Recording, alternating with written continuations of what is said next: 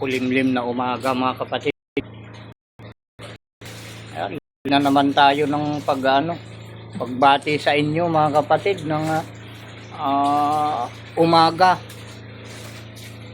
English kasi yung good morning, di ba? Meron tayong na ibahagi sa inyo na yung kasabihan mga na kung ikaw ay Pilipino, dapat Tagalog yung salita mo. Kung mag-aral ka ng salita ng Pilipino, dahil dito sa ating bayan nga, ang ating salita ay Tagalog, diba? Dapat ang master nating salita mga kapatid ay Tagalog. Kung tayo taga rito sa Pilipinas, diba? Dahil yan kasi ang isang problema ko rin pag ako'y nakikinig ng mga yung mga ang tawag doon, yung pag nagtitipon-tipon yung mga may katungkulan sa ating gobyerno.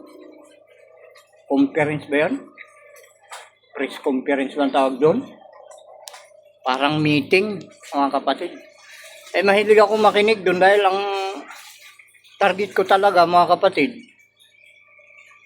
ay yung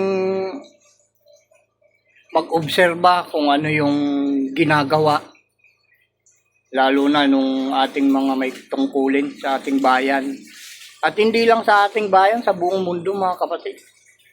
At tinututukan ko talaga yung mga ganyang gawain. Kung yun ba ay mga ginagawa nila ay umaayon sa ipinag-uutos ng ating Panginoong si Isaw Ama.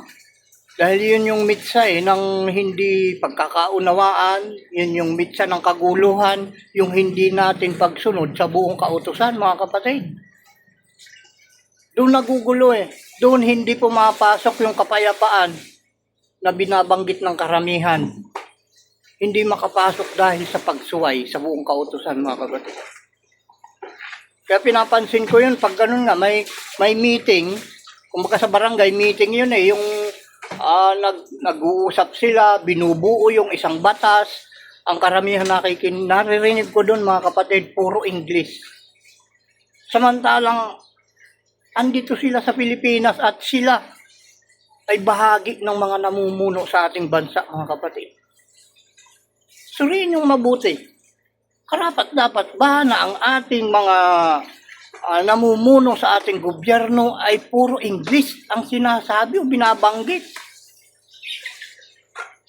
Yan ang isang napakasakit na isipin na tayong mga Pilipino na may sariling salita ng taga-ibang bansa ang ating ginagamit mga kapatid. Paano mauunawaan yan ng tunay na Pilipino? Ikaw kapatid, okay lang ba sa'yo yung ganun? Sana mawala na yan mga kapatid. Para yung mga pinag-uusapang batas at yung mga batas na yan, yung mga placard na yan, sana dito sa ating bansang Pilipinas ay maging ang lingwahe natin ang siyang mangunguna mga kapatid. Yan lang mga kapatid. Magandang umaga sa inyo lahat.